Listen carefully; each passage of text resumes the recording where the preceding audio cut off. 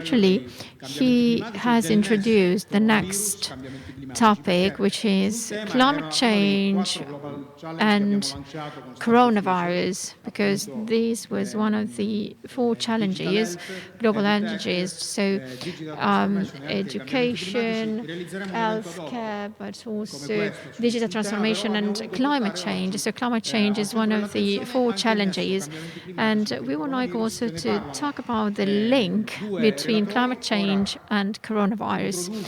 We have two speakers. The next one is Matteo Campofiorito.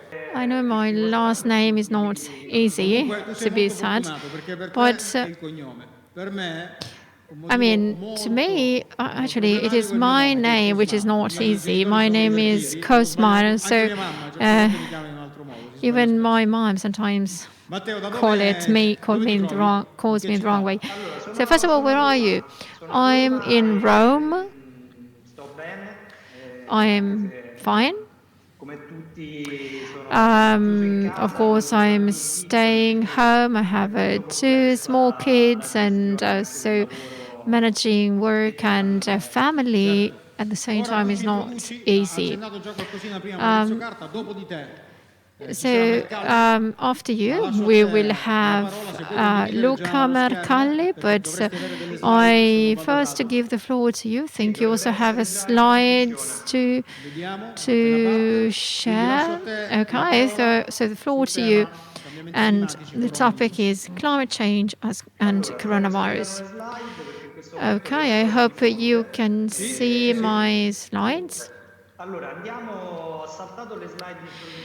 Okay, I would like to skip just the very first slide about what I do. I really would like to talk about climate change and the hot topic of my speech, of my presentation. So what is coronavirus doing? Well, it is quite clear from the healthcare point of view. It is really devastating. But at the same time, if you want to look at something positive, let me pass it. Well, thanks to the coronavirus, we have recorded a drop in nitrogen dioxide.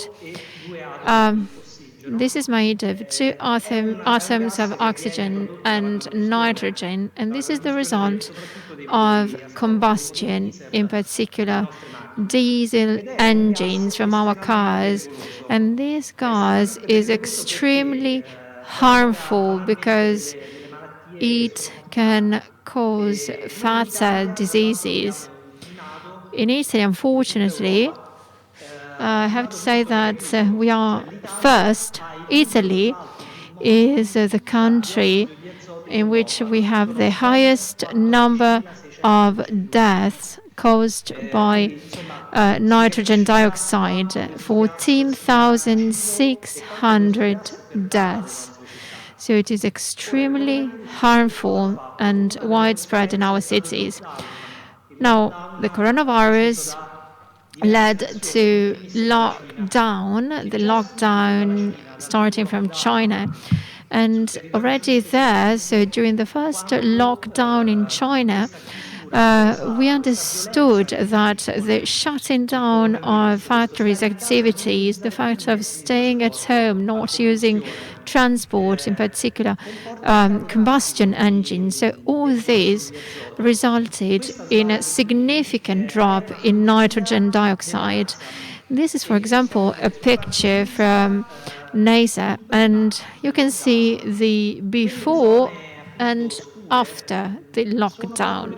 So the areas in yellow and brown, these are where nitrogen dioxide is concentrated. But look at the picture after the lockdown. You see how the situation has changed. And in China, not only a drop in nitrogen dioxide was recorded, but also CO2 emissions dropped considerably, 25% less, which means 200 million tons of CO2. And this is really a lot. Such a drop, such a decline in pollutants in the atmosphere was clear in all the cities affected by coronavirus and lockdowns. For example, the European Environmental Agency confirmed that due to the lockdown, the nitrogen dioxide was decreasing so much in Milan, in Rome, for example, 26 to 35% decrease if compared to the previous year, and also in Bergamo. So these are the biggest cities in Italy where there is a lot of traffic and lots of manufacturing going on, but the same trends are being reported also in other countries, in particular where the lockdowns have been implemented. For example, in Spain, in this case, also nitrogen dioxide dropped significantly. And with this slide, you see the whole Europe, and these data are taken from Sentinel-5P satellites, and all these pictures are processed by platform, and they clearly show such a change. Of course, this is in a limited period of time, but if you look at nitrogen dioxide concentration, the data are completely different compared to the situation before the lockdown. If you look at the purple areas, these are where there was the highest concentration of nitrogen dioxide, and that was before. And now you look at the situation after the lockdown. So once the lockdown measures were adopted, well, the consequence was that the concentration in nitrogen dioxide decreased significantly. Now, starting from the picture, so how the situation is now, I also would like to think of possible solutions or ideas in order to really have or implement a paradigm shift, in particular looking at what we do in our cities, how we move in our cities. So far, we have been free, and we thought we can do whatever we want. And I have to say that the choices we have made were not, let's say, in favor of air. Unfortunately, such a painful experience, which is the pandemic, can teach us something good. For example, we could really implement smart working policies. We could think of some days dedicated to smart working, mandatory, of course, for the companies who can do that, so that there will be some days in which traffic is considerably reduced.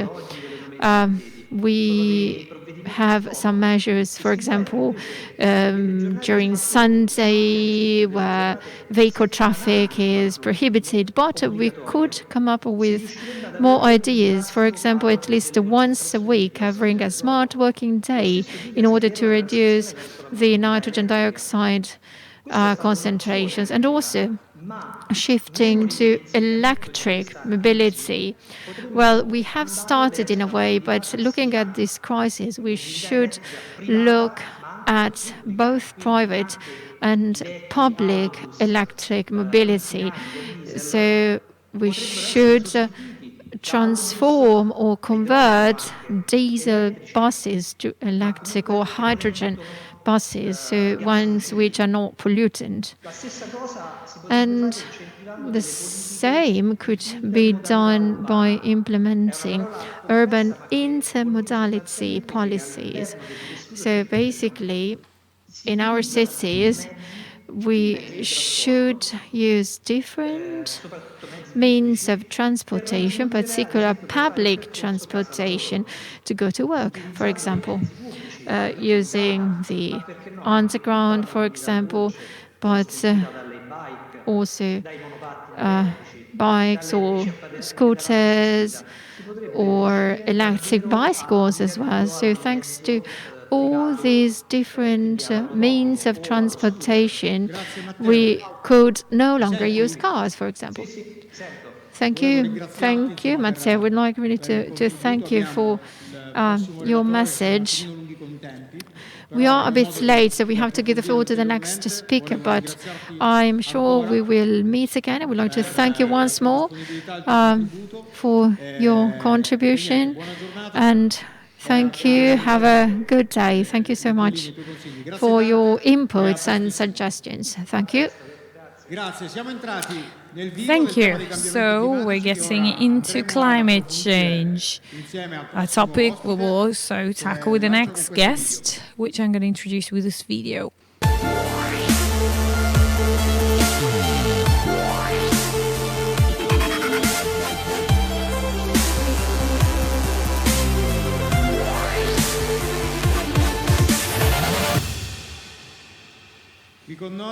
So, with us, Luca Mercalli. Good evening. Good evening, everybody. How are you? Very well, I would say.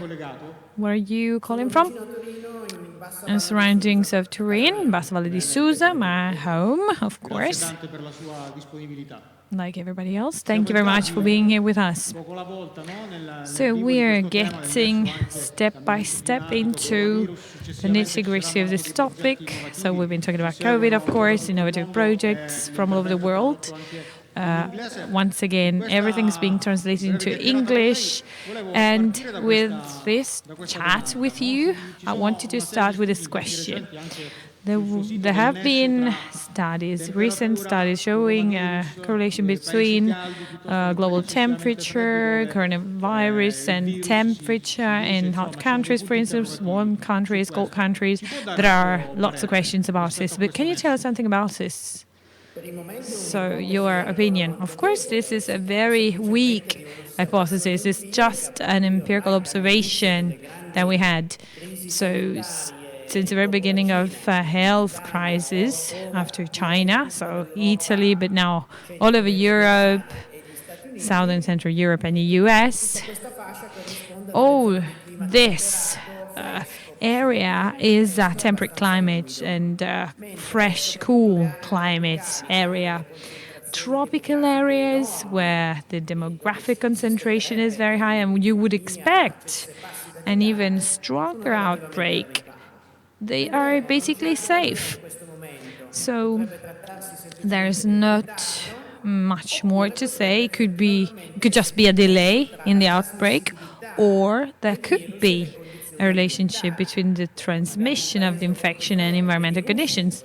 In very cold countries like Russia, for instance, you don't have so many cases of infection. In the tropical area as well, maybe there is a link in terms of infection transmission. In 1 month's time, we will clear up this doubt for sure, because if the virus will not impact in some countries, then we will find out whether there are some geographical and environmental causes for this. It's too soon to say this, of course, or to come up with a truth or a statement, but it's just a track we can follow. In the end, we can also deny everything or demonstrate the opposite, but in the meantime, we're observing this trend. Another question about the climate change. But in the meantime, I want to ask you a question about current data, because by looking at current data, as you can see, the waters are cleaner. There are studies that are demonstrating how the environmental impact in China and Italy has been reduced. Are we learning something from this virus in terms of environmental impact or human footprint on the environment? Well, I would say so. Or do we have to learn a lesson for the aftermath? Well, the basic lesson is that we shouldn't be resuming with the same rules and uses and habits we had before. Of course, the economy was different before the virus. There was an open conflict between the economy and the natural environment. This is something we're aware of. There were lots and lots of studies and also warnings in terms of climate change, biodiversity threats, ocean pollution, plastic pollution, topics that we tackled, but we never really answered to these questions. Now something new came about because something stopped the world economy. We were able to stop the world economy in order to protect higher values like life, health, and we learned that we can do it. So it would be better to do it without such a big threat or a catastrophe like the virus, but maybe doing that by planning and with a reasonable serendipity in order to give up something and keep something else. I think that this is the most important lesson. Learning that economy has been ruling us so far too much. The laws governing the world are the real laws we have to take into account. If our choices are always subject to economy, look, for instance, at the delay in implementing self-isolation, for instance, the restrictions. We've been doing this relatively early in Italy, but we could have done it even earlier. And look at the other European countries, which didn't see the problem. I'm not talking about China, but I'm talking about Italy, which is even closer to the other European countries, UK, France, and so on and so forth. They didn't perceive the threat. And on the other hand, they were afraid of copying our procedures in tackling the virus because they were fearing economic consequences. Of course, we will be losing money. It will be an economic catastrophe, but of course, health is even more important. When you have debts, then you can realize it was a big problem. So, economy is not something that we need to serve. Economy has to serve mankind. So, for instance, we can afford a temporary lockdown, a temporary economic stop, because we need to understand what rules are compatible with the environment and mankind. It's not a war we lost. We just ask people to be a bit quieter, to stop their pace or to slow down their pace, especially in the world production, and this brought about the result we've seen before. So an immediate effect in terms of environmental pollution and also in terms of pressure on the ecosystem. So we need to bring together these two visions, a less dominant economy on our choices, so with less impact on our choices, and an economy that is more based on our real needs and mankind that is able to stop or slow down when it is necessary to do so. Can you still hear me? Yes, I can hear you very well. There are some thoughts that I had in this period of time, but I wanted to share them with you. I want to hear your opinion. There's a contrast between the management of the environmental problems and the management of this emergency on a global level. For instance, an absence, a lack of international coordination as far as this topic is concerned. Of course, since many years we've been observing environmental problems.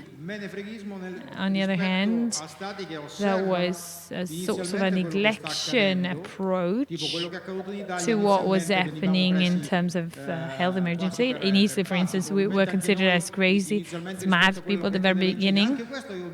And also, if compared to what happened in China.